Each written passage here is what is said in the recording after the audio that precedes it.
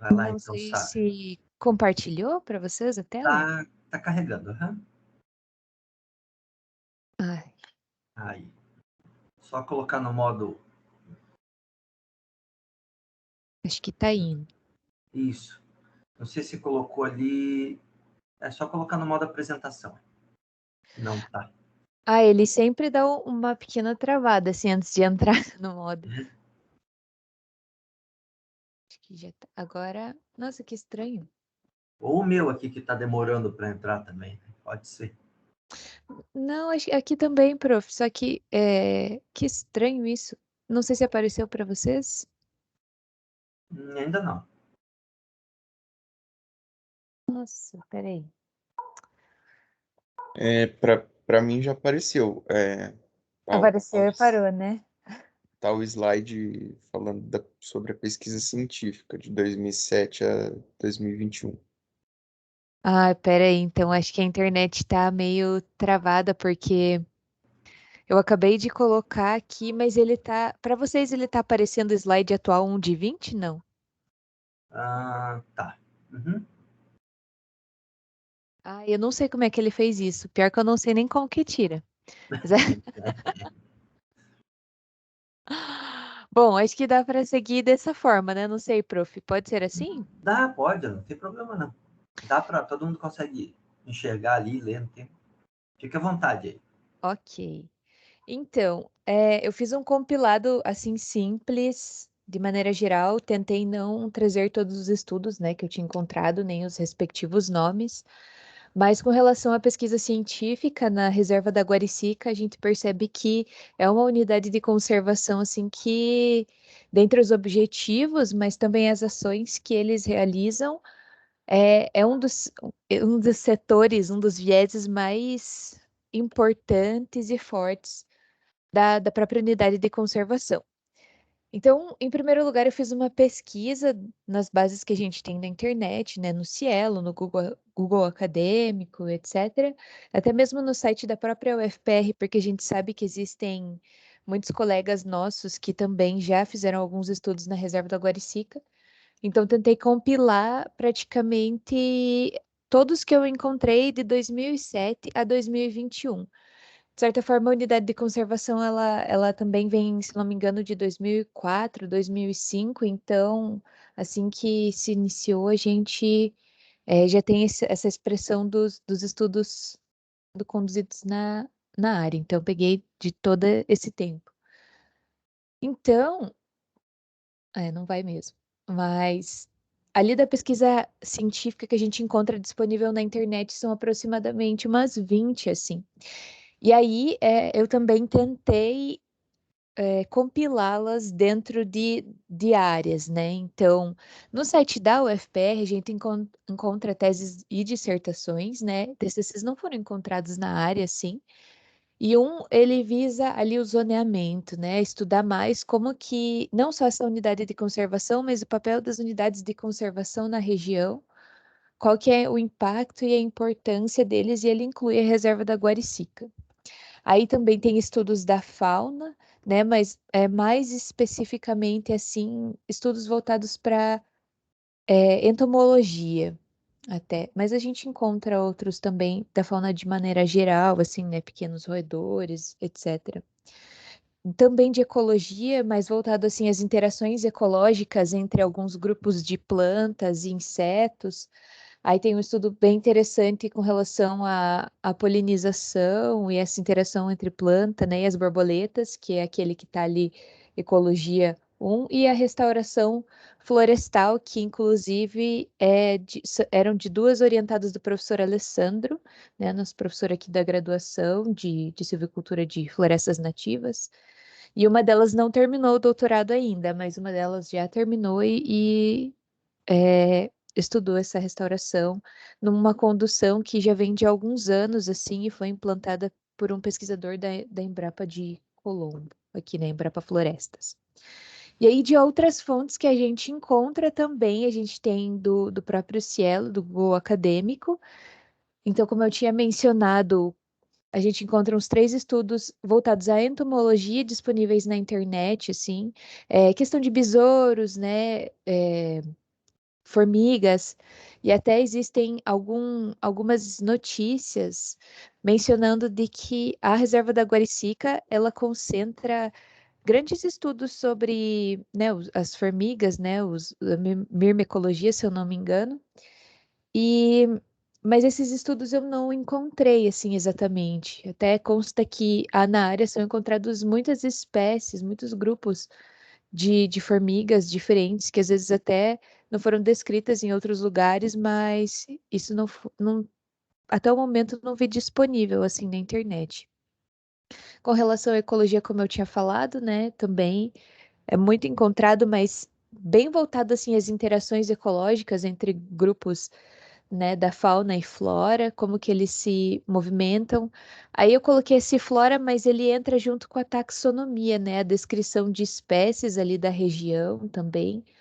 Tem um estudo desenvolvido nesse aspecto. E a restauração, além daquela que eu já mencionei, que é das orientadas do professor Alessandro, a gente encontra também restauração, também voltado à recuperação, silvicultura de espécies nativas. E aí, nesse aspecto da restauração, recuperação e silvicultura de espécies nativas, a gente encontra mais, até porque também, por esse experimento conduzido ali pelo pesquisador que eu havia mencionado, é, derivaram muitos outros estudos de crescimento das espécies, de biomassa, de estoque de carbono, etc. Então é bastante interessante os diversos estudos que são conduzidos na Reserva da Guaricica, todos eles assim de 2007 a 2021. E também é bastante interessante de observar que próximo de 2021, assim, de 2018 para frente, parece que se concentraram mais esses estudos. Começaram a ocorrer de maneira mais frequente. E é isso que até consta como é que a gente diz? Na atualização do plano de manejo que eu mencionei para vocês na semana passada. Essa atualização é de 2018, se eu não me engano, e ele consta que tem 193 pesquisas, então é uma grande variação, assim, né, do que a gente encontra disponível na internet, de 20, 22 até 193, e muita coisa não está disponível, né? E aí a gente percebe, então, que dessas 193, a maioria que é da fauna, né? 70 estudos conduzidos. Isso de 2001 a 2007, né? 2017, aliás. Seguido pelos estudos de ecologia das interações, que eu já havia mencionado, 30 estudos de botânica, 18 estudos de restauração, então maior do que a gente já tinha percebido, 6 institucionais, e aí desce, né, para solos, ecologia, fauna e ecologia, geologia, agrofloresta.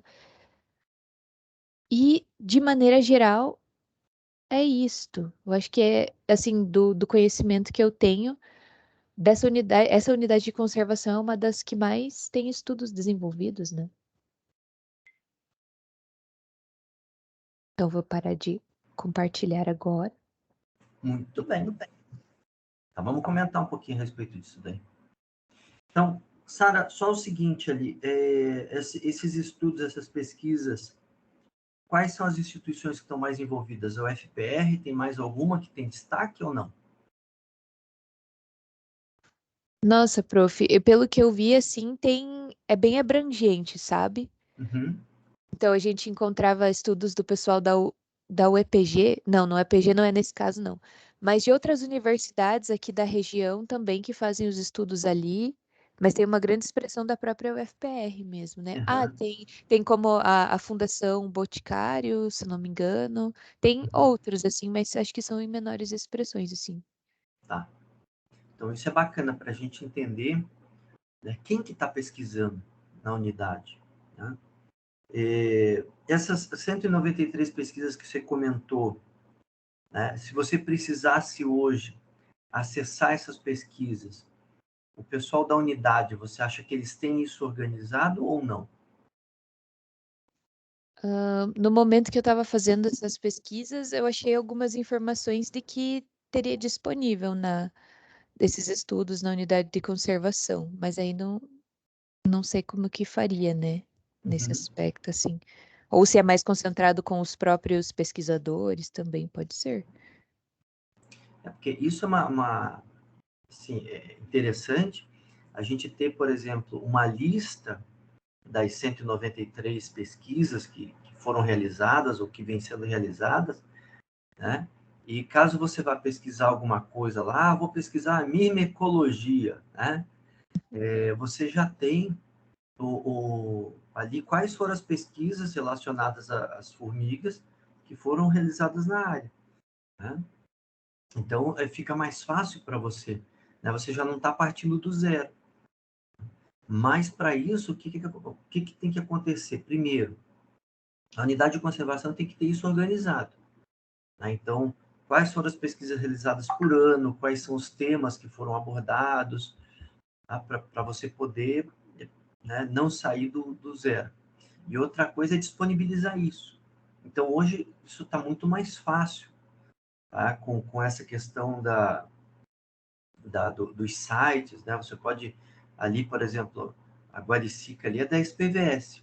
Então, dentro do próprio site da SPVS, você pode disponibilizar ali, né, no link lá das RPPNs, uma aba relacionada às pesquisas que foram realizadas lá.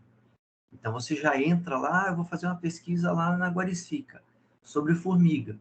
Você já entra lá na Guaricica, né, pesquisas, e baixa lá todas as informações que tem, né? Então, você pode analisar se tem sobre formiga, se não tem, o que foi feito, né, para você poder complementar, tá? Uhum. Então, eu acho que isso é legal. E é uma dificuldade, pessoal, que se tem hoje, de você disponibilizar, você primeiro organizar as pesquisas que existem, que já foram realizadas, e disponibilizar essas pesquisas. Então, às vezes, é isso que a Sara comentou. Às vezes, você vai encontrar determinados trabalhos no Google Acadêmico, determinados trabalhos em outras plataformas, né, na Cielo e tal, mas você não tem todas. Então, vocês viram que ela encontrou, sei lá, 20 e poucas, né, 30, né, mas, na realidade, já foram realizadas 193. Tá? Então, a diferença é significativa.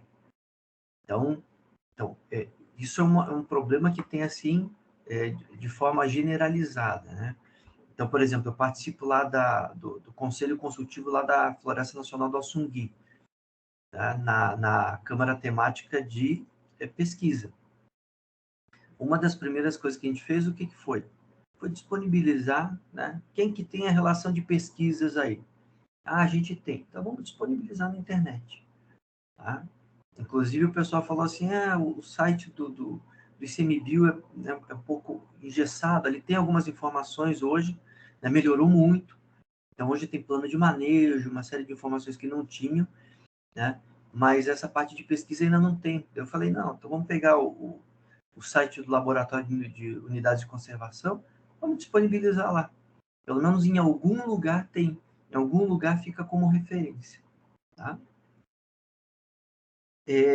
Outra coisa, Sara, se você fosse gestora dessa unidade de conservação, que tipo de pesquisa você gostaria que tivesse para você fazer a gestão de forma mais eficiente?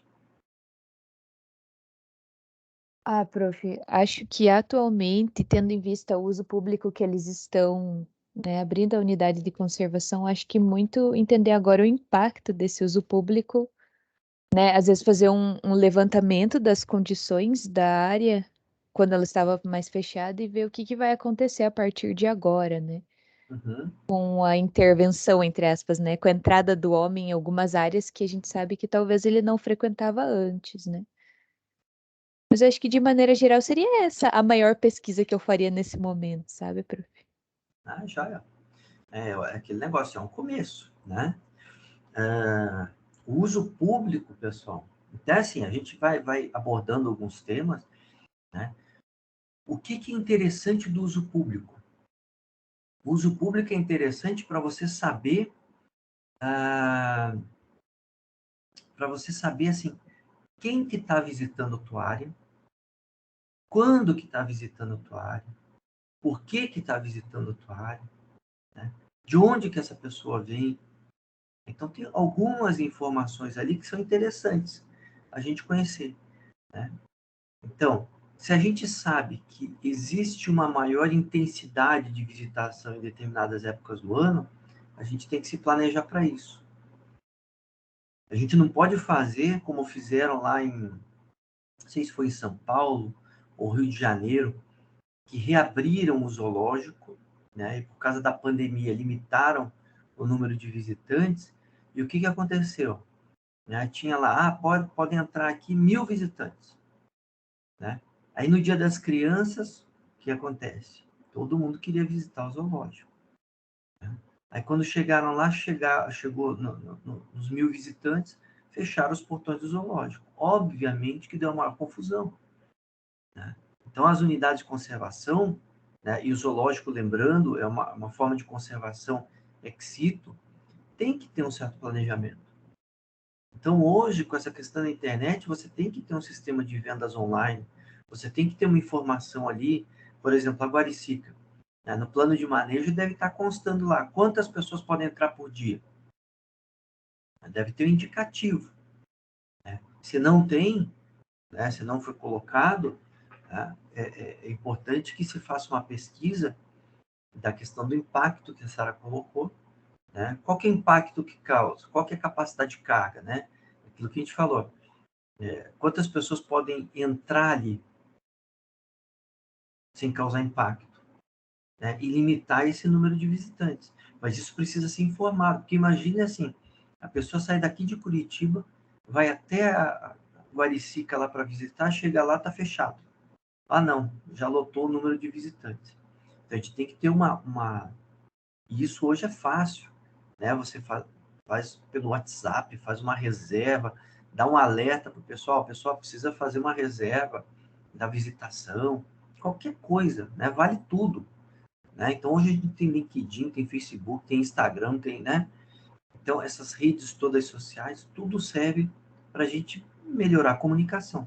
Agora, entrando o 5G aí, inclusive, aumentando em 100 vezes a velocidade das coisas, né? Então, tem que usar esse tipo de informação, né, para não dar confusão. Né?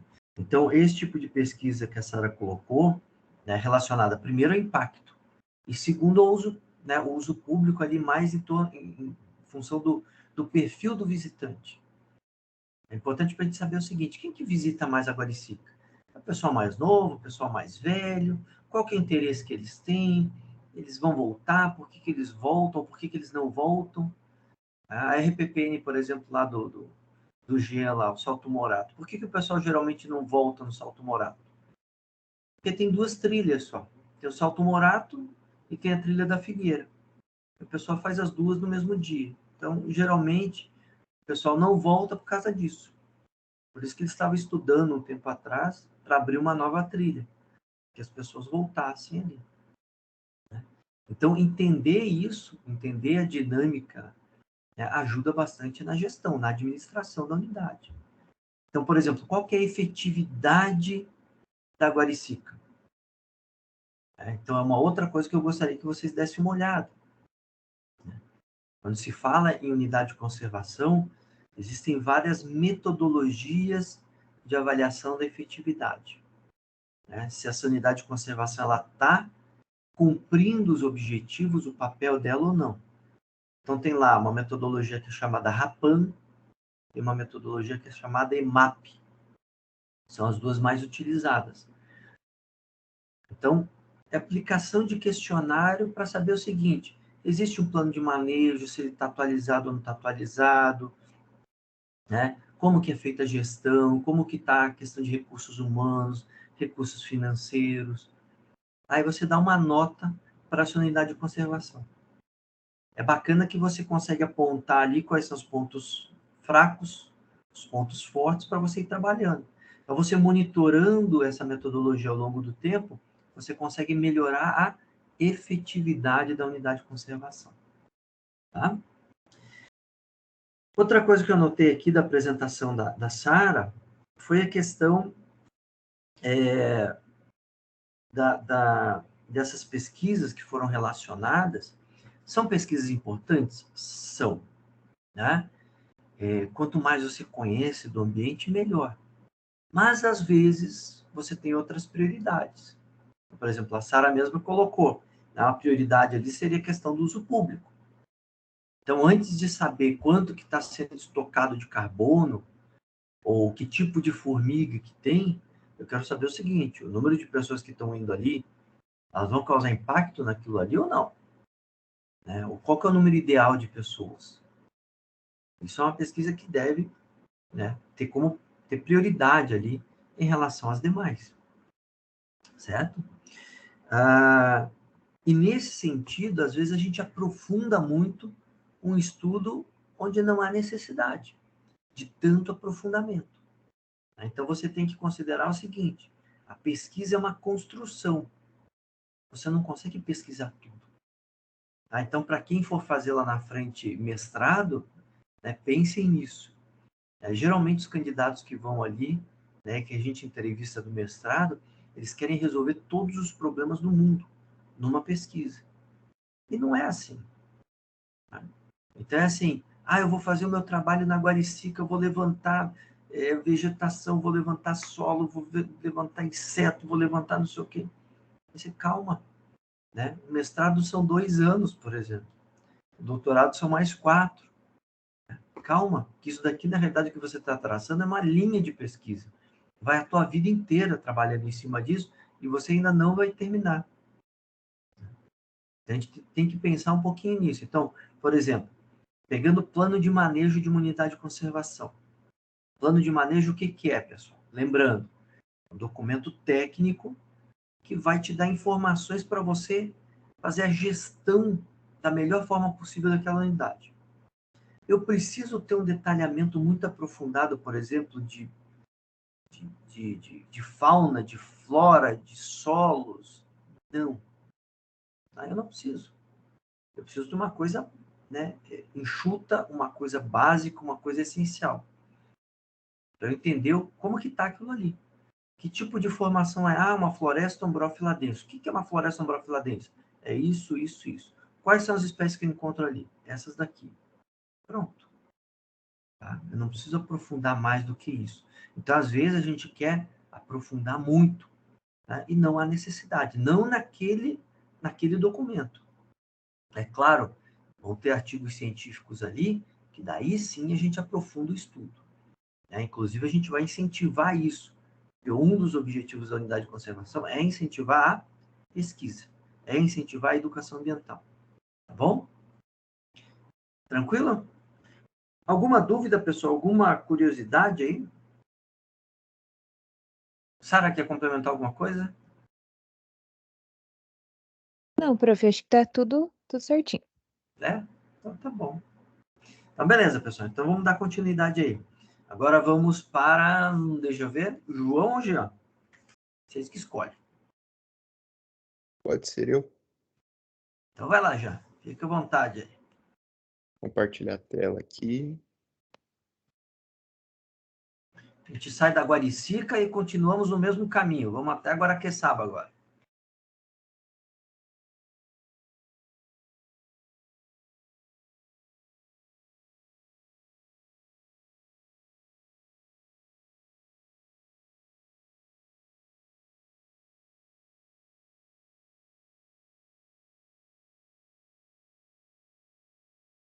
Compartilhou? Compartilha a tua tela. Uhum. Aí, joia. Fica à vontade aí, já. Beleza.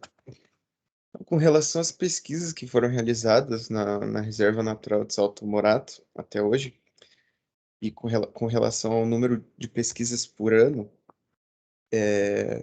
estima-se que mais de 100 pesquisas foram realizadas até hoje na reserva.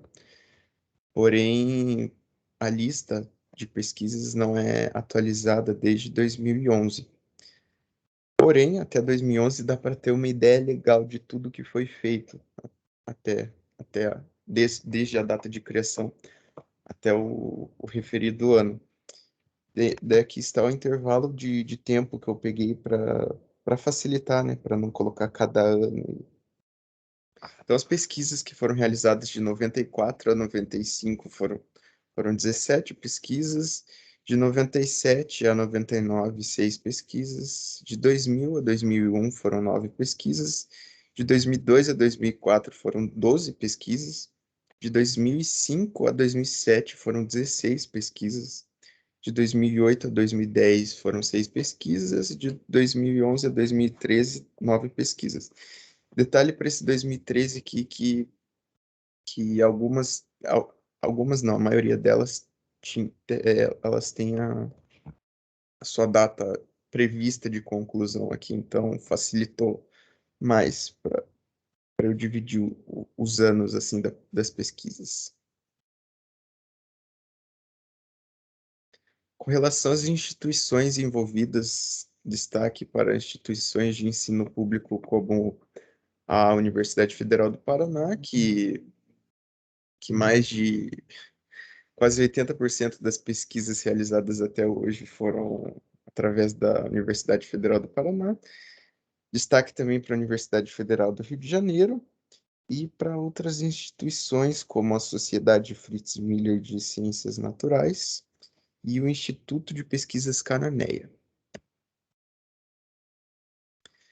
Com relação aos temas, existe uma lista publicada pela Reserva para as pesquisas, e ela se divide em 2 grupos principais: as pesquisas, os temas relacionados ao manejo e os temas relacionados à ecologia. Com relação aos temas que abordam o manejo, nós temos o impacto das mudanças climáticas para as espécies e para o ecossistema, com resultados de aplicação de curto prazo para a gestão e o manejo da reserva, controle e erradicação de espécies invasoras, como as baraquiárias, o capim-gordura, o lírio do brejo, banana-flor, goiabeira, limoeiro e a criciúma. Também o monitoramento do caramujo gigante africano. Temos o estudo e monitoramento da sucessão natural das áreas de regeneração primária e secundária, a estabilidade dos solos e técnicas de combate aos processos erosivos, e estudos aplicados ao manejo e gestão das reservas, que contribuam diretamente no processo de revisão do zoneamento, normas e ou programas constantes no plano de manejo da reserva. Com relação à ecologia, temos a ecologia das espécies-alvos, como o palmito jussara, e os pássaros, jacutinga e o macuco, tinamos solitários. Ecologia de espécies ameaçadas, endêmicas e sinergéticas, com resultados de aplicação de curto prazo para a gestão e manejo da reserva, e a ecologia do rio Morato e seus ambientes associados, com resultados de aplicação de curto prazo para a gestão e o manejo da reserva. Também existe uma lista com parâmetros que determinam quais temas são ou não prioritários para a gestão e manejo da reserva, e também para determinar qual tipo de apoio que a reserva fornecerá ao pesquisador. Eu peço licença para vocês que eu vou ler esse quadro aqui, porque é bem interessante o que consta nele.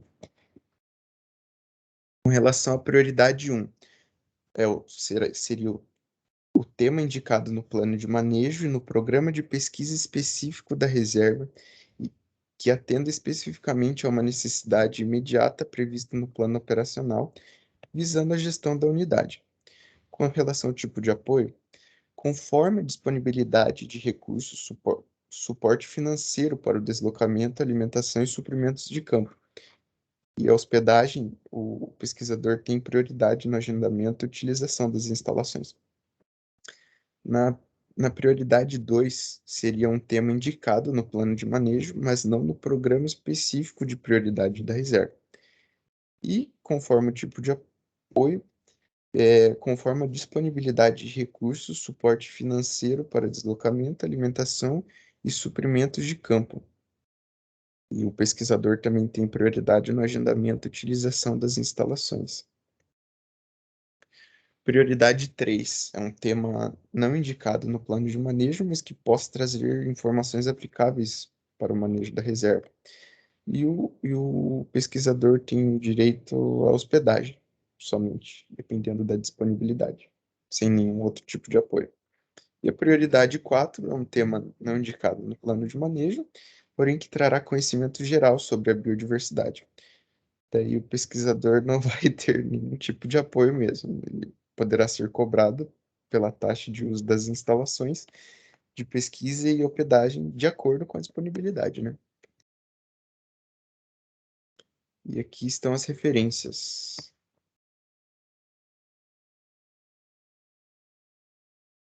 É isso aí.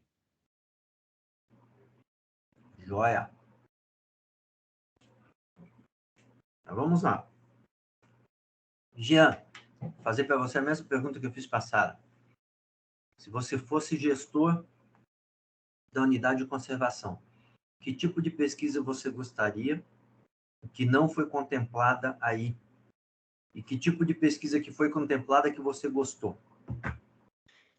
Então, mais fácil seria para mim dizer o tipo de pesquisa que foi contemplada e eu gostei, seria com relação ao manejo, né, das espécies ameaçadas. Eu daria muito enfoque, por exemplo, ao palmito jussara, né, ao seu manejo, à sua produção, como ele é uma espécie ameaçada de extinção, eu promoveria o manejo intensivo dessa espécie, realizaria um banco de sementes, viveiros com mudas, para sua produção mesmo, para o estudo dela. E também ao viés do uso público, eu também dedicaria pesquisas para otimização das instalações, a otimização das trilhas. Eu vejo que a estrutura da reserva é muito legal, porém, como o senhor disse, ele só tem atualmente 2 trilhas, né? E sim, estava constando no plano de manejo realizar uma terceira trilha, e eu também daria muito enfoque a isso, eu realizaria mais trilhas na reserva, basicamente, né? Não, joia. É isso aí.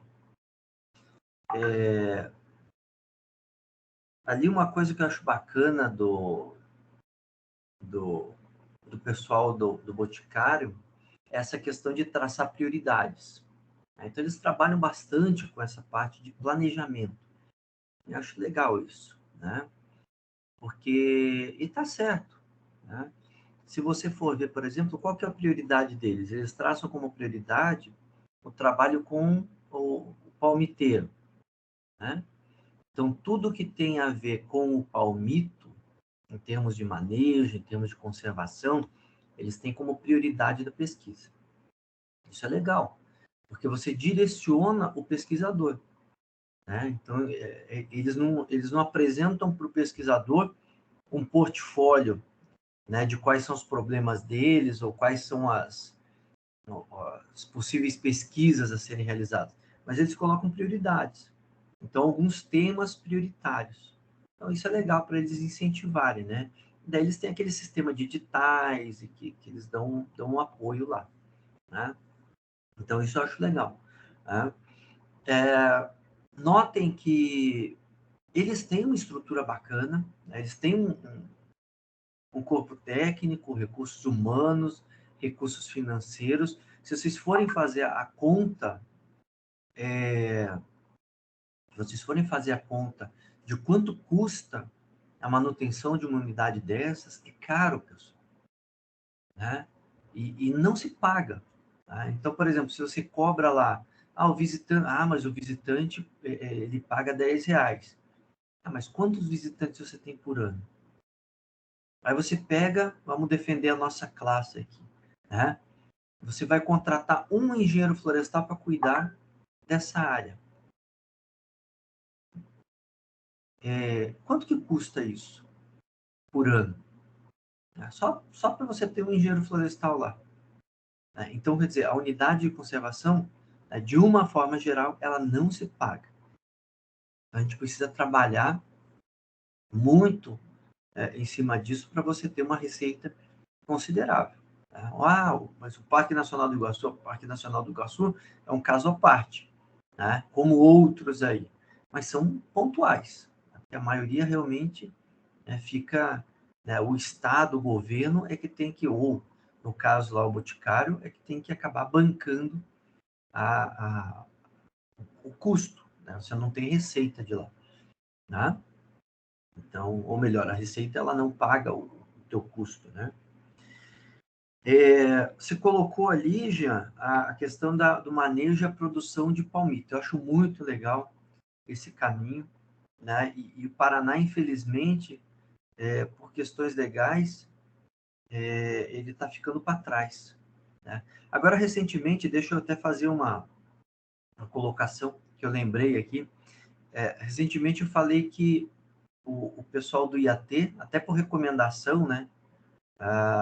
Recomendação do Gaema lá, hein, sabe? Eles estavam impossibilitados ou eles tinham cancelado o aproveitamento de material lenhoso, né? Quer dizer, caiu uma árvore na tua propriedade e você não podia mais usar aquela árvore, tem que deixar apodrecer lá, né? Não podia, por exemplo, tem uma embuia caída, né? Eu não posso pegar aquela embuia, cortar e fazer, por exemplo, tábua de cortar alimento, comercializar, vender aquela madeira caída. Tem que deixar apodrecer. Essa era a recomendação que tinha até então. E agora mudou, né? Então veio aí uma regulamentação nova aí do IAT, possibilitando novamente, ainda bem, né, o uso dessa madeira, né? Então, que bom, né? E a mesma coisa ali para a questão do manejo do palmito, né? Então, é aquilo que eu falo para vocês. Um tempo atrás, o pessoal do Boticário, né, a Guaricica também, Sara, o pessoal da Guaricica tinha problema de corte de palmito na área deles.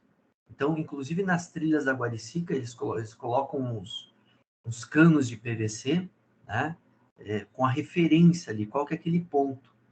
Porque se eles identificam, se tem algum barulho ali de pessoal cortando palmito, né, principalmente, eles avisavam a Polícia Florestal e já davam aquele ponto ali como referência.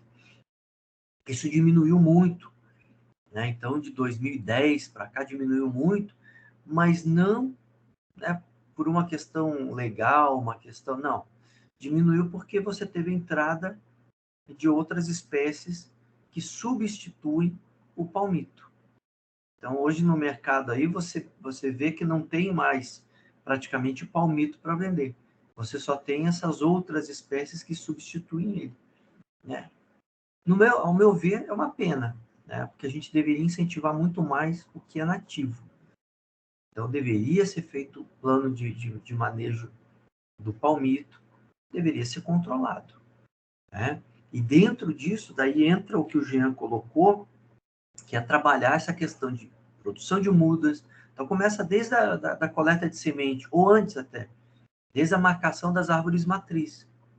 Então, começa com marcação de árvore matriz, análise da genética dessas espécies, para ver uma maior variabilidade genética ali, né, em termos de coleta de sementes, e que inclusive está relacionada, tem uma pesquisa muito bacana sobre isso, né, relacionada às aves que fazem a dispersão dessas sementes.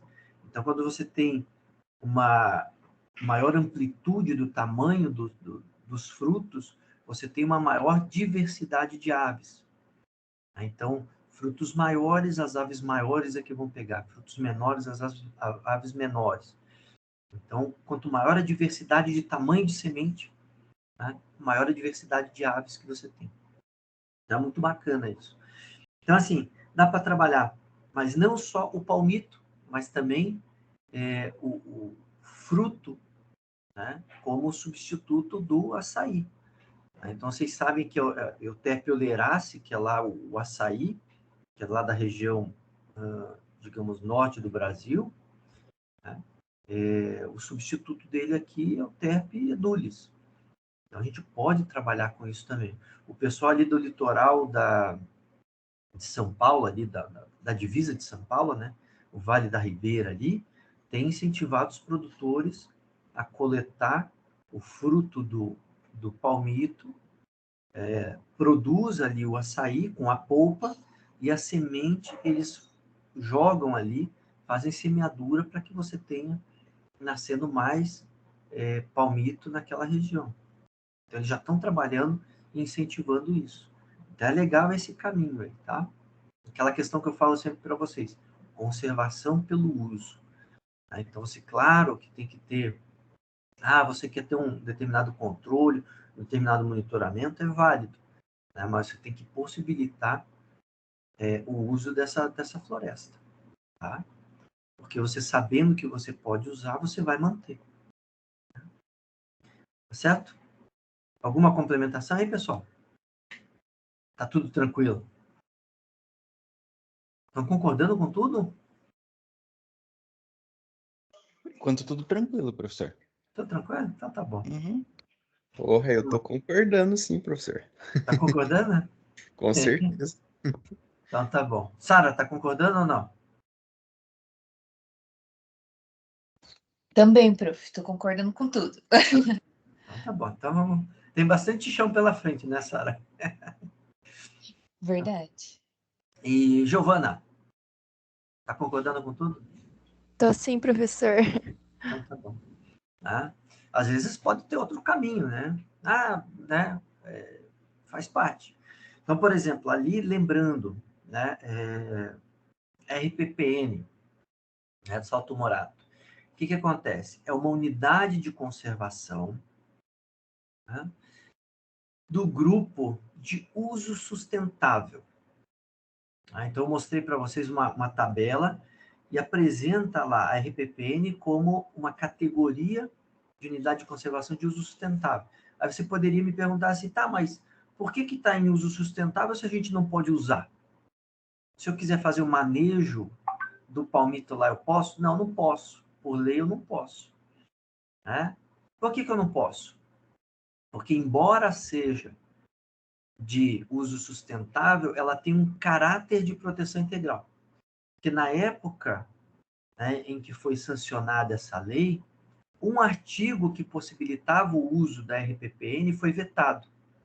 Então, ela acabou ficando no grupo de uso sustentável, mas com caráter muito mais de proteção integral. Tá? Mas no caso ali do palmito que a gente estava comentando, né, não só ali, tá? Ali você pode fazer pesquisa relacionada, né, mas incentivar ali nos arredores. Né? Tem bastante remanescente ainda com palmito. Então, trabalhar isso, trabalhar muito os produtores ali, né? Quem tem essa cultura, quem tem essa relação com o palmito, até para não perder essa relação. Então, hoje eles sabem trabalhar com o palmito, eles conhecem o manejo do palmito. Então, a gente precisa manter isso, em alguns pontos, talvez até resgatar já isso, né? e aprimorar. Tá? Certo? Então, vamos lá. Próximo, pessoal. Quem quer? Agora temos duas opções aí. Tá? Eu posso apresentar. Pode? Então vai lá, João. Fique à vontade. Certo. Aqui. Acho que está aparecendo, né? Tá, Tá falando no fique à começo. vontade. Certo, então, as pesquisas realizadas no Parque Estadual do Guaitelá. Quanto aos números, eu pesquisei principalmente no Google Acadêmico e através desse, acho que dá para chamar de agregador de pesquisas, mostram que nos últimos 10 anos foram produzidos aproximadamente 270 artigos. Tem um ônibus passando na rua. Aí. Então, dá ali uma média de 27 pesquisas por ano. Ou seja, é um número razoavelmente bom. Destas 270, 26 foram publicadas no último ano. Então, entre 2020 e 2021, foram 26 pesquisas. Quem produz essas pesquisas? A grande maioria é feita por universidades públicas, tanto as estaduais quanto as federais, e também algumas poucas particulares, como a UFJF, Unesp, o UFPR, o EPG e o Unicamp. Alguns estudos foram feitos por pesquisadores independentes. Eu coloquei isso, mas de todos os que eu olhei, foram mais ou menos uns 20, Eu só achei 2 feitos por pesquisadores independentes. E o que eles pesquisam? As famílias específicas de flora presentes no parque. Então, eu não consegui entender se tem algum tipo de grupo específico, alguma família específica de maior interesse. Mas os estudos geralmente são feitos ou uma família ou duas, e a interação entre elas. Alguns estudos sobre a fauna. Um dos que mais me chamou a atenção foi um sobre o lobo-guará, que às vezes aparece ali no parque. E os estudos sobre impactos positivos e negativos do turismo, da gestão de recursos e do manejo do parque. Eu confesso que foi um tópico que eu não esperava encontrar como objeto de pesquisa, mas consegui, estava lá. Existem estudos sobre isso dentro do Parque do Guaitelá. De acordo com o plano de manejo, existem 2 espécies que são ameaçadas de extinção e que estão presentes no parque. E daí, no plano de manejo, eles pedem para priorizar a produção de conhecimento sobre essas duas plantas, que é a Centrosema bracteoecium e Indigofera gracilis. Não encontrei estudos sobre elas feitos dentro do parque, então eu não diria que esse objetivo do plano de manejo tem sido cumprido. E quanto ao rio Iapó, isso está escrito no plano de manejo. Existe uma preferência pelo estudo da margem esquerda, por alguma razão. Então ela já tem muito conhecimento produzido e eles pedem para priorizar a pesquisa na margem direita do rio. E é isso aí, bem curtinho. Muito bem. Dessas, eu não peguei ali. Tem alguma pesquisa que você achou de trilha, de visitação, alguma coisa assim? Então, eu acredito que essas entrem nas pesquisas sobre impactos positivos e negativos do turismo, que ela também abrange a parte de gestão do parque. Então, Tem bastante ali. tem bastantinho. Uhum. Tá. E se você fosse gestor lá, o que você... Qual que você acha que faltou aí? Eu vi pouca coisa sobre a parte arqueológica? Paleontológica? A parte sobre as pinturas rupestres do parque. Uhum. E elas estão protegidas e tudo, mas nos dias de hoje, igual eu falei da última vez, é uma coisa tão difícil de achar que eu acho que todo mundo que tem a chance de conseguir, por exemplo, ir lá, quebrar o pedaço da pedra e levar a pintura para casa, faria. Então eu acho que daria para dizer que são objetos, entre aspas, etéreos, vão sumir meio logo. Então eu achei que faltou alguma pesquisa sobre essa parte que tem no parque. Tem bastante sobre a flora, tem a parte de manejo, mas sobre essa parte das pinturas eu não achei quase nada. Tá. Não, joia. Eu acho que a questão de arqueológica, pessoal, daí já aproveitando aqui para vocês, né? Colocando aqui a questão da arqueologia junto. Quando a gente é contratado para o plano de manejo, como que funciona isso? Então, hoje, para você fazer um plano de manejo, ele volta e meia muda um pouquinho, né? Mas hoje existe um roteiro metodológico, que é do ICMBio. Então, se vocês procurarem na internet aí, roteiro metodológico, plano de manejo, vocês vão ter lá, né? E vocês seguem aquele roteiro que tem ali, aquelas etapas, aquelas cartilhas que tem ali. Então, tem lá, primeira parte, caracterização biótica e abiótica do ambiente. A segunda parte, né, você vai ter lá um zoneamento da área. A terceira parte, você vai ter os programas que você vai desenvolver. Tá? E assim vai. Tá? Então, você tem ali um roteirinho que é só seguir aquilo ali, você tem um plano de manejo elaborado. Quando existe um edital de contratação de consultoria, como que eles têm feito. Então é bacana vocês entenderem que isso é uma oportunidade hoje de trabalho para vocês. Né? Então, como o plano de manejo ele tem que ser elaborado, né? O quanto antes, né? Quando você cria uma unidade de conservação, quanto antes você tem que criar um plano de manejo.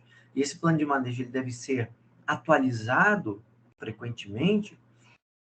Ela é uma oportunidade de trabalho. Então, quando uma prefeitura, quando o Estado, ou quando o governo de Estado, o governo federal, ele abre um edital de contratação para elaboração de plano de manejo, no termo de referência ele vai colocar qualquer equipe que ele quer, qualquer equipe mínima. Então, eu posso colocar para um plano de manejo uma coisa bem básica. Tá? Então, eu posso colocar assim, eu quero um engenheiro florestal, um biólogo, um advogado, né? E pronto. Quero essa equipe técnica. Quando que eu uso uma equipe técnica mais enxuta? Quando é um plano de manejo municipal, quando a área ela é pequena, né? É um parque. Né? Então, você pode fazer uma coisa um pouco mais, digamos, entre aspas, simplificada. Né? Então, a equipe acaba sendo mais enxuta. Tá? Quando você tem, claro que isso daí está relacionado a custo. Né? Quando você tem um parque, uma unidade de conservação maior, né, que envolve ali no entorno uma série de comunidades, né, você tem uma complexidade maior, o que você faz? Você abre o teu leque da equipe técnica. Então, você já pede um sociólogo, você já pede um economista, né? A biologia não é uma biologia, né, mais genérica, você já pega uma biologia específica, então você vai a ictiofauna, você já divide ali, né, em répteis, em anfíbios, então você abre esses leques. Tá? E do ponto de vista de arqueologia, o que eu posso colocar no termo de referência? Eu posso colocar, por exemplo, num parque aqui municipal, eu posso colocar o seguinte, né, para simplificar. Posso colocar assim, que a equipe técnica deverá observar se existem estudos, né, e indicá-los, né, arqueológicos naquela área. Se existe algum indicativo de que aquela área possui sítio arqueológico. E pronto. Né? Em um plano de manejo mais complexo, o que eu vou colocar? Que devem ser feitos levantamentos, né, em locais possíveis, né, onde você, né, tem essa questão de sítio arqueológico. Então, a pessoa vai ter que ir lá e vai ter que levantar. Então, não só o arqueólogo, o arqueologista, mas também a equipe técnica dele, né, os auxiliares, aquela coisa toda. Então, imagine o seguinte, se vocês pegarem na internet, a Serra da Capivara, lá no norte do Brasil. A Serra da Capivara é um tesouro, né, a céu aberto. Então, precisa ter pesquisa lá. Precisa ter muita pesquisa lá para a gente entender esse aspecto. Né? Se você vai trabalhar uma unidade de conservação ali no litoral, né, onde você tem regiões com mangue, você tem que ter trabalho lá no mangue, tem que ter trabalho um pouco mais aprofundado de fauna, né, às vezes ali de algas. Tá? Então, depende muito então do edital que você está abrindo para contratação de empresas e tal, né? Mas, independentemente do tamanho e da complexidade, notem que é sempre uma equipe multidisciplinar. Então, é muito bacana que você trabalha com assim, visões diferentes sobre aquele assunto. Bom? Tá certo? E arqueologia, pessoal, se você fizer... Teve um dia que eu visitei um museu de uma represa, tá? Então, eu não lembro qual que era a represa, é da Copel, né? Então, você tem lá a represa e do lado você tem lá o museu. A gente estava conversando com o pessoal lá, com o historiador lá que cuida desse museu, e ele falou o seguinte, essa questão de arqueologia, de sítio arqueológico, você acha muito. Então, ele falou assim, inclusive aqui o museu está em cima de um sítio arqueológico.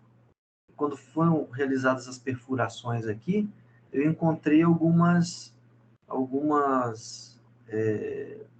pedaços de cerâmica. Tá? Então tem bastante, né? Até para a gente entender melhor. Bom? Querem complementar alguma coisa? Tranquilo? Pessoal, vamos fazer o seguinte, vamos fazer a nossa paradinha, senão vocês vão ficar cansados aí também. Então, ó, 9h30 agora, 9h45 a gente volta, pode ser? A Giovana vai se preparando aí, tá bom? Beleza, beleza. Então tá bom, levantem, respirem fundo, tomem um cafezinho e a gente já volta. Abraço aí, pessoal, até já.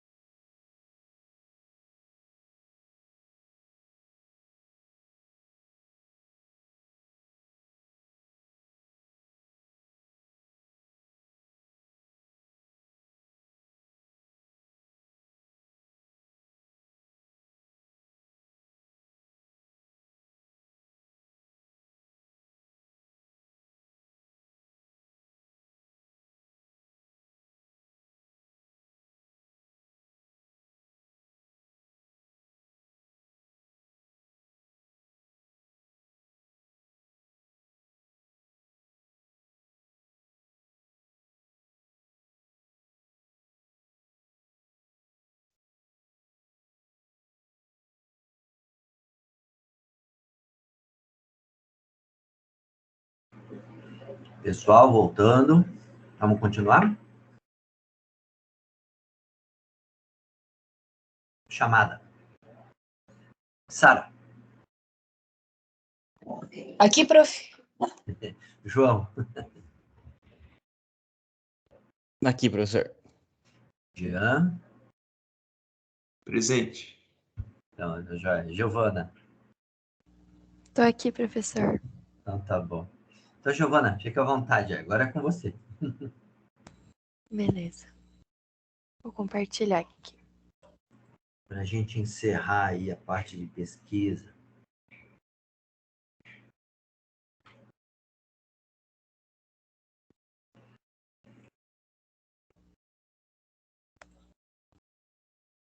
Tá aparecendo?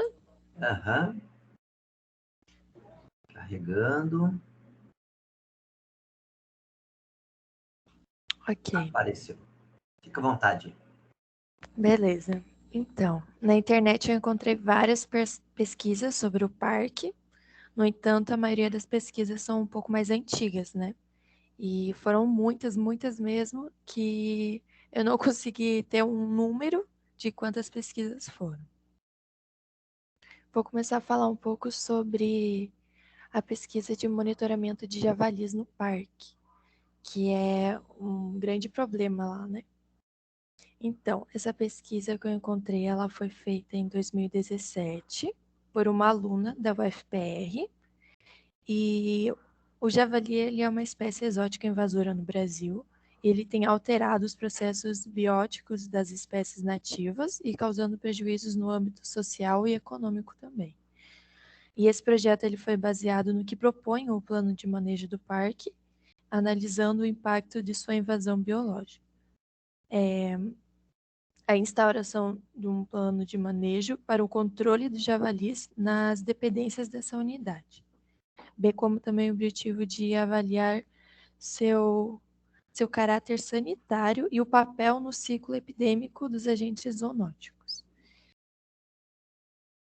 Uma outra pesquisa também que eu encontrei foi um pouco sobre a restauração da área degradada no parque após a remoção do eucalipto, né?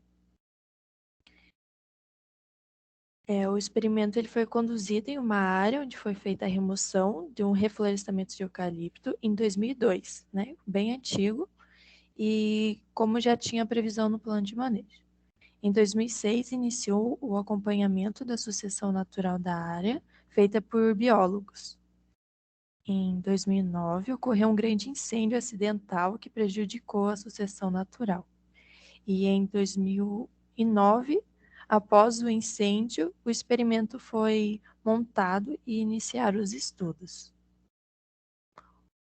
Uma outra pesquisa também que eu encontrei foi sobre incêndios também, que é o uso de satélite Sentinel-2 na análise de impactos ambientais, né?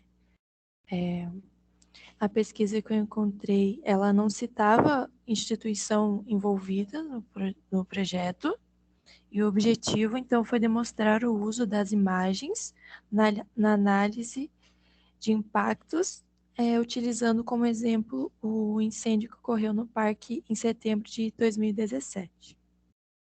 Os resultados desse trabalho mostraram, né, que as imagens derivadas dos satélites foram utilizadas para avaliação das áreas atingidas por incêndio. Uma outra pesquisa também sobre a unidade foi sobre o levantamento de insetos no parque em áreas submetidas à ação do fogo.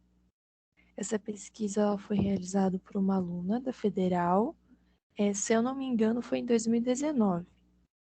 O objetivo de estudo foi identificar e comparar as ordens de insetos encontradas em uma área de queimada, que ocorreu em 2017, de aproximadamente 11 hectares. Foram dispostas várias armadilhas e as coletas das amostras foram feitas a cada 30 dias no período de 10 meses. E eles podem concluir que as ordens possuem épocas específicas de maior ocorrência, né? Esses, então, foram os principais pesquisas que eu encontrei e que mais me chamaram a atenção, né? E aqui tem algumas referências também.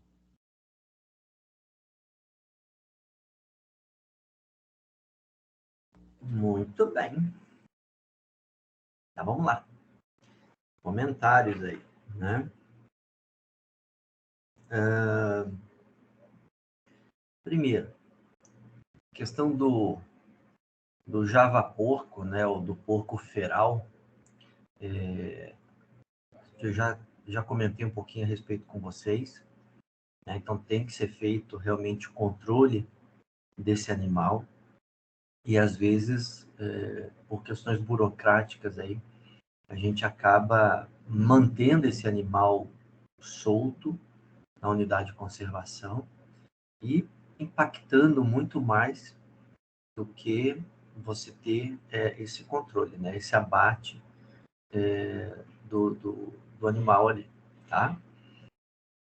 Eu comentei com vocês que esse animal ele causa tanto danos à vegetação como aos visitantes, né? Então, eles andam em bandos. Então, em algumas áreas você tem que simplesmente fechar, né? Não ter visitação quando esses animais estão lá, porque eles podem atacar. E, além disso, eles espantam da unidade de conservação os animais nativos e que acabam sendo, às vezes, abatidos fora da unidade de conservação por caçadores. Então, a gente precisa rever, a gente precisa dar agilidade nessa questão do controle de espécies exóticas, nesse caso aí da fauna. Né? A flora acontece a mesma coisa. Né? Então, a Giovana apresentou a questão do pinus, mas, como eu já falei para vocês, o pinus ele tem ali um período vegetativo de 5, 6 anos. Então, a gente tem 5, 6 anos para chegar lá e cortar e não deixar descendentes. Né? As gramíneas são muito mais complicadas. A cada 6 meses ali, você está tendo dispersão de sementes. E a dificuldade maior é você identificar essas gramíneas que são exóticas, que são invasoras, numa região de campo. Então, precisa ter um trabalho mais apurado em relação a isso. Inclusive, eu já brinquei com o pessoal uma vez, eu falei o seguinte, que o pinus, inclusive, pode ser útil para a gente isolar determinadas áreas. Então, você planta o pinus bem adensado, aí você faz um cinturão ali, uma cortina de segurança, né, para que não ocorra invasão de gramíneas. Então, você teria ali o pinus sombreando, impedindo ali a passagem de gramíneas por aquela área. Tá? Então, a Giovana comentou do javali, comentou da questão da restauração, então é importante, né? A restauração. Vários desafios aí relacionados à restauração. Porque no passado, o que a gente tinha ali nessa vegetação de campo? Você tem o campo e você tem ali, nas partes mais baixas de Vila Velha, você tem uma floresta umbrófila mista. Então, você tem uma vegetação que é dependente do fogo, que é o campo, e você tem uma vegetação que é influenciada pelo fogo, que é a floresta umbrófila mista. Né? Então, aqueles capões que tem lá. O que estava acontecendo até um tempo atrás? Aquela ideia de você não ter o uso do fogo em unidade de conservação. Então, independentemente da unidade de conservação, a política era chamada de fogo zero. Em alguns ambientes, isso é interessante. Por exemplo, como eu já falei para vocês, na floresta umbrófila densa, né, na Mata Atlântica, o fogo tem que ser zero mesmo. Ali é uma vegetação sensível ao fogo. Caso o fogo corra e ele se propague ali, o dano, o impacto vai ser grande. Aquela vegetação vai demorar bastante tempo para voltar a ser o que era. Na vegetação de campo, não. Na vegetação de cerrado, não. Então, nesse tipo de vegetação, você precisa ter o fogo. Inclusive, o fogo ele se desenvolveu, ele evoluiu, essa vegetação evoluiu com a presença do fogo. Tá? Então, é diferente. Né? Então, como o ambiente é diferente, o manejo deve ser diferente. Então, você precisa ter a questão do fogo ali. E, nesse processo de restauração, uma das formas que estavam usando é exatamente com fogo. Tá? Para você controlar algumas espécies exóticas invasoras ali. Então, uma das técnicas foi colocar lona em cima da vegetação para ver se aquela vegetação morria. Aí o vento veio e levou tudo. Aí depois começaram a fazer pesquisa com fogo. Aí depois começaram a usar produto químico. Ah, pode usar produto químico dentro da unidade de conservação? Pode, né, com autorização. Né, você justificando por que você está usando aquele produto e mostrando a inviabilidade de outros métodos de controle. Então, pode ser feito. Tá?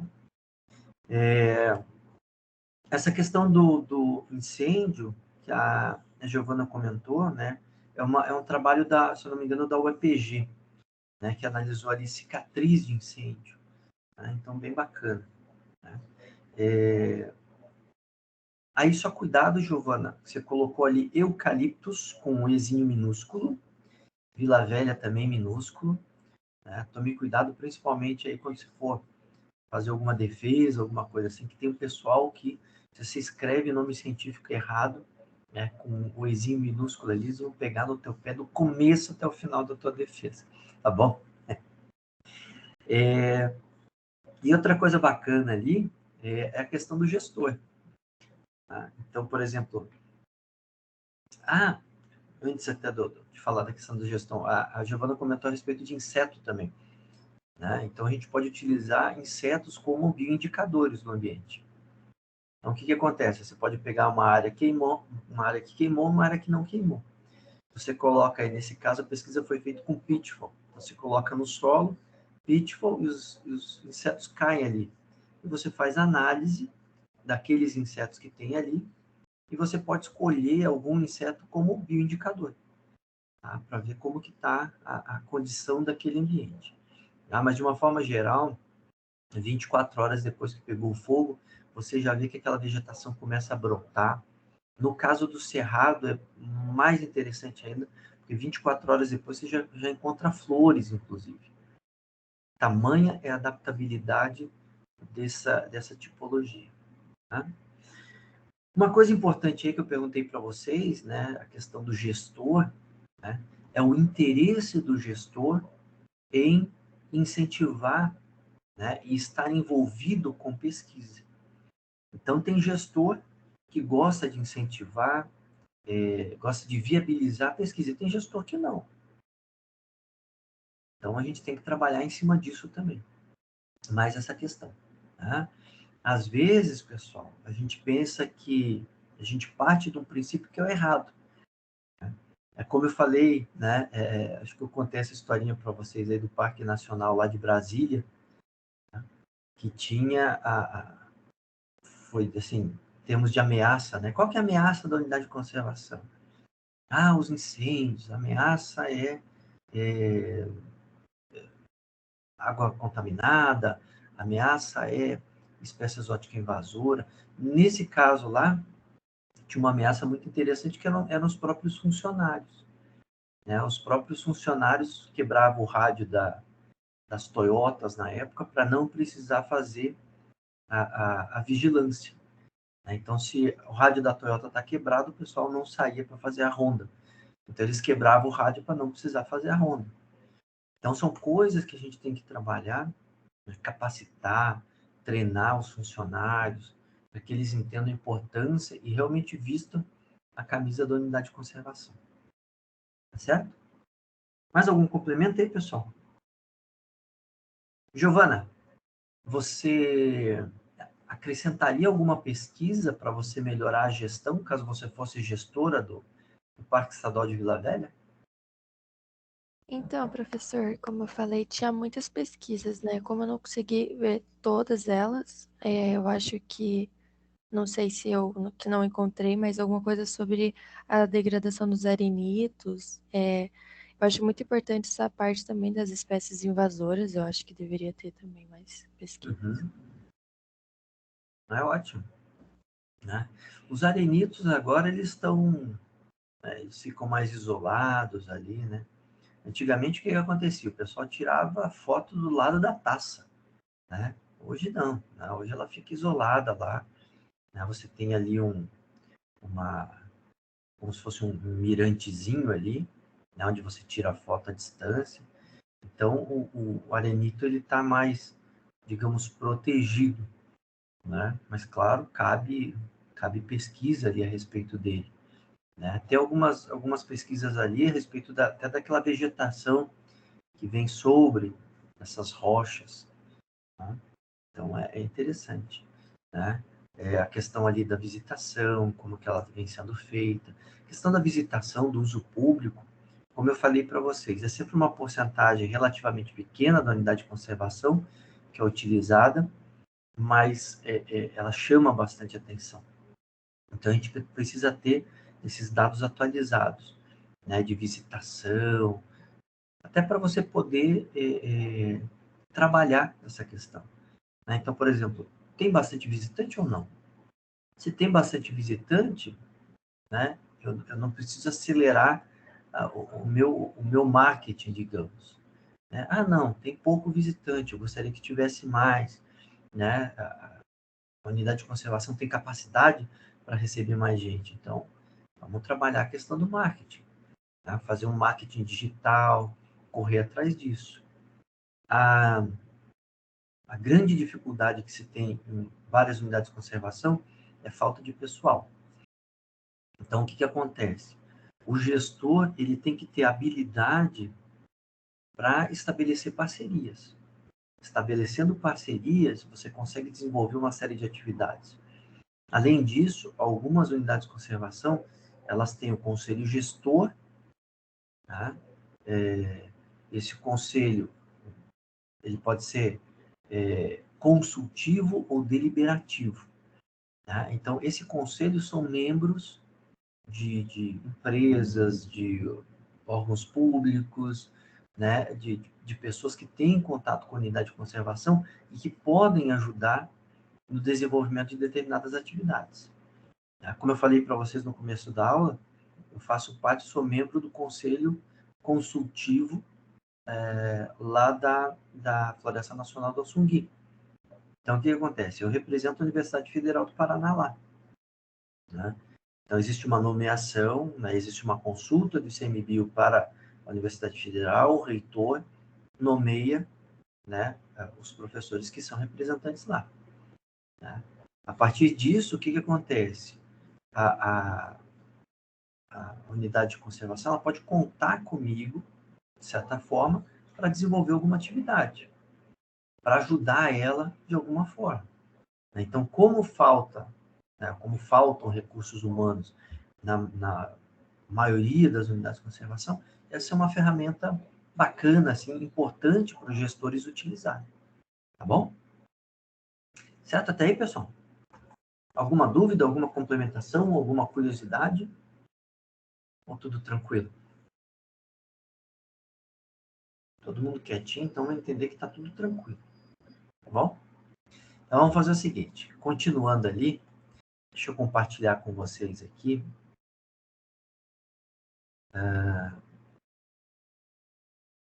A gente falar mais um pouquinho. Estão vendo aí? Sim. Sim? Então tá bom. Então vamos lá para a caneta. Então, olha lá, pessoal. O que a gente trabalhou, o que a gente viu até agora, né? Então, relembrando aí. Comentamos a respeito do conceito de áreas naturais protegidas, agora vocês já sabem um pouquinho mais sobre isso, né? Que dentro de áreas naturais protegidas você tem, né, vários exemplos aqui no Brasil, tá? Então, tem tudo isso daí. Então, áreas especialmente protegidas lá no comecinho, que a Sara até falou das APPs e das RLs, né? Áreas de interesse especial, que estão estabelecidas lá no plano diretor, tem um caráter provisório. As áreas naturais tombadas, que são aquelas paisagens notáveis do país, né? Além disso, nós temos também como áreas naturais protegidas as terras indígenas, terras de quilombo, né? Que a ideia é que elas sejam integradas ali às unidades de conservação. principalmente as terras indígenas, em função da extensão delas e da importância delas para a conservação da natureza. Comentei rapidinho com vocês, vou mostrar daqui a pouco a questão das categorias propostas pela IUCN. Então, a IUCN, vocês já viram que é um órgão que foi criado no passado com o objetivo de organizar as unidades de conservação em termos de categorias, montar essa proposta e auxiliar os países nessa criação de unidades de conservação. Então, até recomendei para vocês visitarem a página deles, tem muito material ali, muita publicação interessante. Tá? Dentro daí do Sistema Nacional de Unidades de Conservação, a Lei 9985 de 2000, então a gente está falando, pessoal, notem que a gente está falando a nível federal. Daí você pode me perguntar, tem coisa estadual? Tem. Tem coisa municipal? Tem. Tá? A gente trata aqui do Sistema Nacional de Unidades de Conservação, mas saibam que existe o Sistema Estadual de Unidades de Conservação, no caso aqui do Paraná, ele segue a normativa federal, tá? E existe o Sistema Municipal de Unidades de Conservação. Uma curiosidade aqui para vocês, o Sistema Municipal de Unidades de Conservação, o SM, o C, de Curitiba, ele foi criado um pouquinho antes do Sistema Nacional de Unidades de Conservação. Então, alguns conceitos, algumas ideias da época, eles batem muito, mais ou menos, você nota que é uma discussão que havia, assim, nacionalmente a respeito do assunto. Então, alguns conceitos, eles estão relacionados, mas algumas categorias que foram criadas na época no Sistema Municipal de Unidades de Conservação, você não vai encontrar aqui no Sistema Nacional. Então, o que precisa acontecer? A lei municipal, ela tem que se adequar para a lei federal. Então, aqui, algumas categorias que foram criadas, elas têm que ser recategorizadas. Então, por exemplo, você tem lá estabelecido no Sistema Municipal de Unidades de Conservação, depois quem quiser pode baixar na internet aqui o de Curitiba, você tem lá a criação de bosques e a criação de parques. Os parques, ele tem no Sistema Nacional de Unidades de Conservação, mas o bosque não tem. O que separa um do outro, no caso do Sistema Municipal de Curitiba? Área. Simplesmente a área. Então, acima de 10 hectares é um, abaixo de 10 hectares é outro. Somente isso. Então, são alguns ajustes que precisam ser feitos. Existe já uma discussão a respeito do Sistema Municipal de Unidades de Conservação, e que logo a gente vai ter novidades. Tá? Mas é importante que os municípios tenham esse Sistema Municipal de Unidades de Conservação, até porque, por exemplo, você tendo unidades de conservação no teu município, você tendo plano de manejo, ele reverte para você no chamado ICMS ecológico. Então, hoje os municípios recebem pela conservação. Então, é um incentivo à conservação, à manutenção dessas unidades. Dentro do Sistema Nacional de Unidades de Conservação, a gente comentou que existem dois grandes grupos, as unidades de proteção integral e as unidades de uso sustentável. Eu mostrei para vocês uma tabela onde são apresentadas essas categorias. Então, unidades de proteção integral, você tem estação ecológica, reserva biológica, parque nacional, monumento natural e refúgio da vida silvestre. Nas unidades de uso sustentável, o que nós temos? Área de proteção ambiental, as chamadas APAs, área de relevante interesse ecológico, floresta nacional, reserva extrativista, reserva de fauna, reserva de desenvolvimento sustentável e reserva particular do patrimônio natural. Então, notem que, fazendo uma análise crítica aqui a respeito disso, algumas categorias poderiam ser unidas. Hoje você tem muitas categorias e isso acaba, né, dificultando até o entendimento e a diferenciação entre uma e outra. Então vamos falar um pouquinho de cada uma delas aí, tá? Antes, apresentar para vocês rapidamente as categorias de áreas protegidas reconhecidas pela IUCN. Essa daqui é uma proposta que foi realizada em 94. Tá? Então, notem, pessoal, as categorias estão aqui, tá? 1A, 1B, 2, 3, 4, 5 e 6. Quais são as categorias? Reserva natural estrita. Essa daqui é a área mais restritiva. Então, das categorias daqui para cá, ó, né, a gente vai ter cada vez uma restrição menor. Então, aqui as atividades são mais restritas, aqui as atividades são menos restritas. Então, área natural estrita, área natural protegida, que possui algum ecossistema excepcional ou representativo, características geológicas ou fisiológicas e ou espécies disponíveis para pesquisa científica e ou monitoramento ambiental. Então, essa é a caracterização de uma reserva natural estrita. Então, notem que ela é mais direcionada para pesquisa científica e ou monitoramento ambiental. Área de vida selvagem. Aí você já está no grupo 1B. Área com suas características naturais pouco ou nada modificadas, sem habitações permanentes ou significativas, que é protegida ou manejada para preservar sua condição natural. Você vai manter essas áreas aí, né, o mais intactas possível. Parque Nacional. Agora, abrindo um pouco mais o leque aí, ó, né, a questão das atividades. Área designada para proteger a integridade ecológica de um ou mais ecossistemas, para presente e as futuras gerações e para fornecer oportunidades recreativas. Então, até aqui, ó, não se ouvia falar de atividades recreativas, né, de uso público. Aqui já não. Está explícita a questão de oportunidade recreativa. Né? Educacional. Então, você abre o leque aqui para a questão da educação ambiental.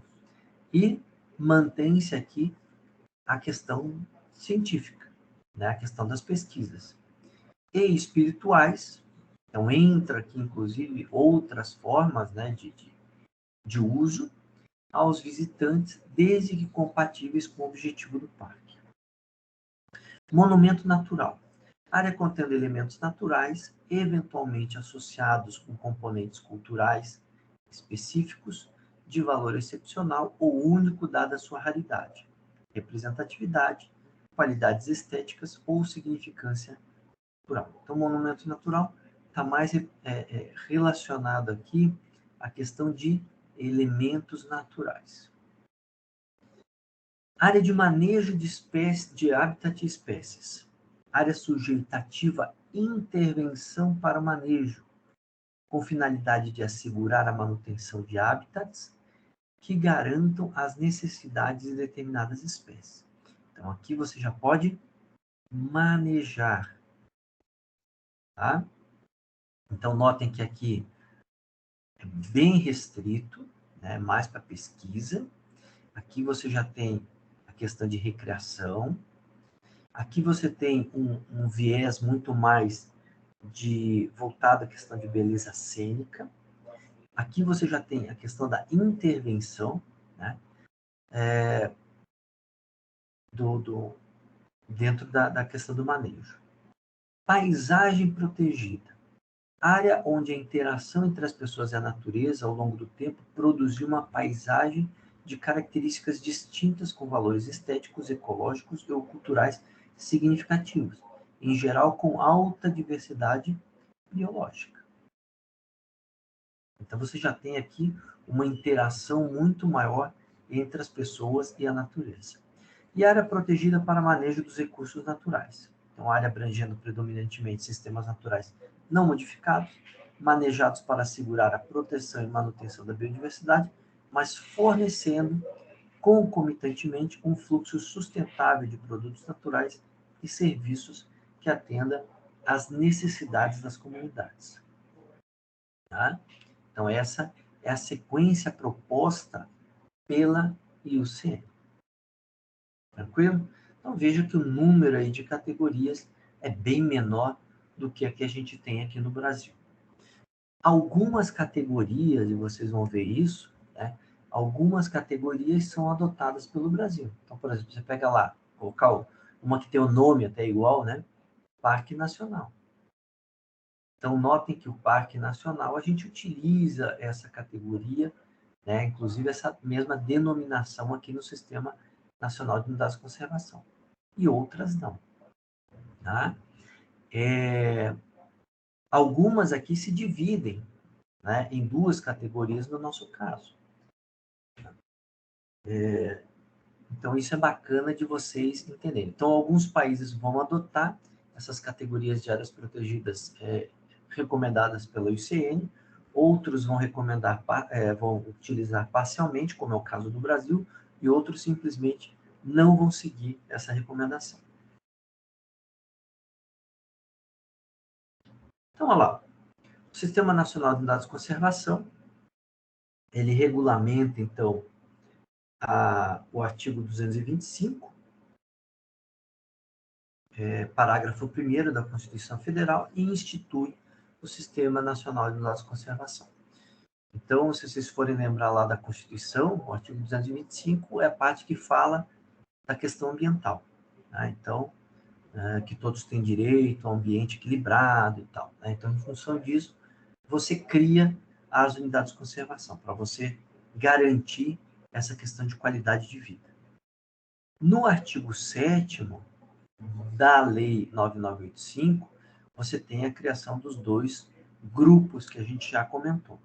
A unidade de proteção integral, tá? Que você vai fazer o uso indireto dos recursos, e as de uso sustentável, que você vai fazer o uso sustentável dos recursos. Né?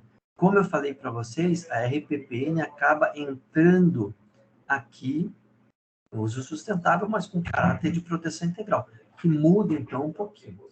Tá? Então, vamos lá.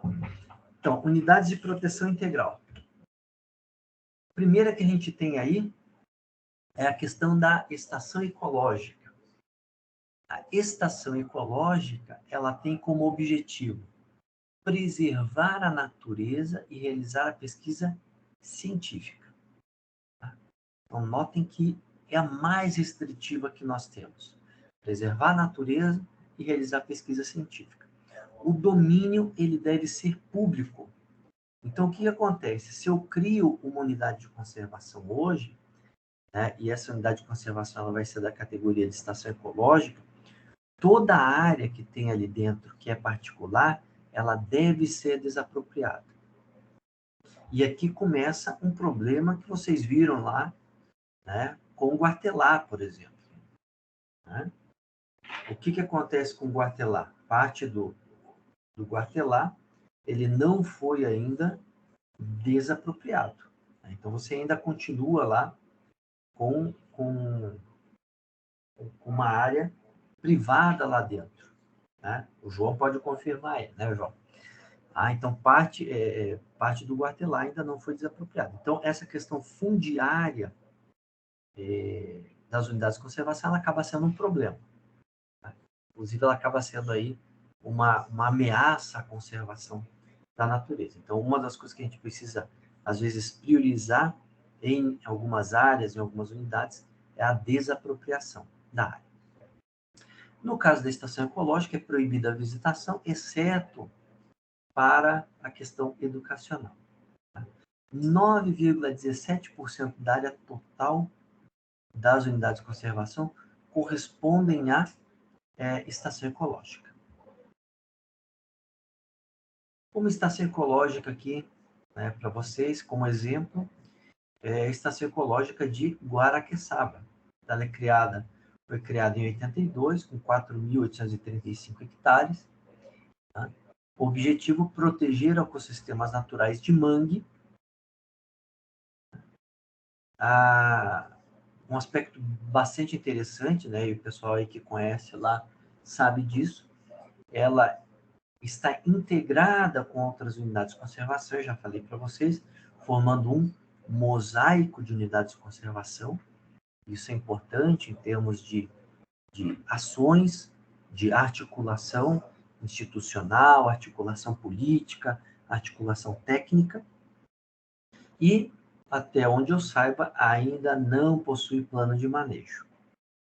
Né? Então, quer dizer, precisa ter um documento norteador das ações que devem ser realizadas na ESEC lá de Guaraqueçaba. Então, aqui um mapinha lá da região ali de Guaraqueçaba, mostrando ali, inclusive, a Ilha do Mel. Inclusive, a Ilha do Mel, para quem não sabe, também é uma unidade de conservação. Na realidade, são duas unidades de conservação, né? Uma mais restritiva, né? Que é onde você tem o forte, e uma menos restritiva ali, onde você tem a gruta, por exemplo, Encantadas e tal, né? Voltando aqui para Guaraqueçaba. Para quem não conhece aqui Guaraqueçaba, logo que você chega lá no final da estrada, antigamente aqui na pracinha tinha um coreto, né? Aí mudaram esse coreto, tiraram esse coreto, que eu achava até bastante simpático para apresentações, colocaram um chafariz horrível, né? E colocaram aqui aquele Eu Amo Guaraqueçaba, né? Tá? Para vocês tirarem foto. Tá? Então, Guaraqueçaba, aí. Guaraqueçaba tem muita coisa bacana, muita coisa interessante, até porque eles ficam isolados, praticamente. Né? E esse isolamento é objeto de discussão. Né? Então, se por um lado, para quem já foi lá, né? O Jean, que chegou até lá, né? A Sara provavelmente já chegou até lá na Guaraqueçaba, né? Vocês sabem que aquela estrada ali é uma estrada complicada. Então, assim, por que hoje Guaraqueçaba ainda não cresceu? Porque você tem aquela estrada. Por que Guaraqueçaba ainda conserva muito da vegetação? Porque você tem aquela estrada. Por outro lado, nós estamos condenando aquelas pessoas ali a esse, entre aspas, isolamento. Tá? Então, algumas pessoas defendem o asfaltamento dessa estrada e outras pessoas dizem que não, né? Que para conservação, né, é melhor que não asfalte. Então, tem uma briga aí, né, entre interesses. Tá? Então, claro, se você abre a estrada, você coloca o asfalto ali de uma vez só, o que vai acontecer, pessoal? Aumenta a especulação imobiliária, né? O aluguel das casas vai aumentar, porque mais gente vai para lá. O restaurante ali que cobrava 20 vai passar a cobrar R$40. E você começa a impossibilitar as pessoas que moram lá a ter uma condição de vida igual a que tinham. Né?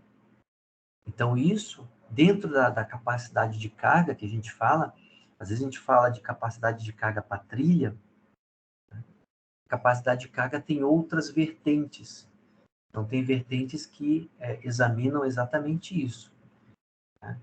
Qual que é o número de visitantes que eu posso ter aqui em Guaraqueçaba, sem que esse número de visitantes influencie no preço, tá? Do aluguel, no preço da alimentação e assim vai. Tá bom? Aqui em Guaraqueçaba você tem duas ilhas chamadas Ilha de Pinheiros, Ilha de Pinheirinhos, né? Onde você tem o papagaio chauá, né? Que é um papagaio bem simpático. Então você tem duas ilhas onde eles fazem a nidificação, tá? E que existe um trabalho muito bacana aí de conservação dessa ave. Tá? E aqui, do lado direito, a questão cultural, né? A questão do fandango, que se tem muito forte aí nessa região. tá? Então, você, quando trabalha a conservação, você tem que lembrar, né, de trabalhar a questão cultural, tá, que está associada à questão dessa comunidade. Então, você tem que conhecer bem a região, né? Você tem aí produtores de ostras, né? Você tem uma série de atividades aí que você precisa conhecer para você poder conciliar e você poder atuar de forma a conservar melhor aquele ambiente, tá? A segunda categoria, né, e eu vou falar um pouquinho dessa categoria e da gente dar aquela paradinha, porque eu tenho 3 minutos para falar dessa categoria. Reserva biológica, então. Objetivo, preservação integral da biota. Então, notem que a diferença entre estação ecológica e reserva biológica é praticamente nula. Então, essas duas categorias, na minha opinião, deveriam ser unificadas. O domínio também deve ser público, então todas as áreas devem ser desapropriadas, é proibida a visitação, exceto educacional. 5,17% da área total das unidades de conservação são reservas biológicas. Um exemplo para vocês, a Reserva Biológica Marítima do Arvoredo. A ideia inicial era de se criar um parque nacional, né?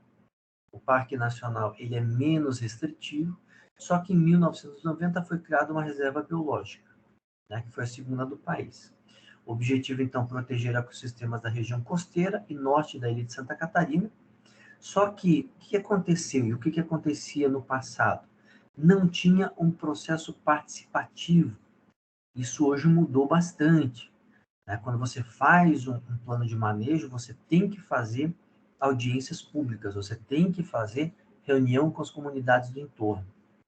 Então, não houve um processo participativo na época, se vendeu a ideia de que seria um parque nacional, né? Quando se criou uma reserva biológica, que é mais restritivo, isso gerou um determinado conflito, principalmente com pescadores e com mergulhadores que usavam bastante aquela área.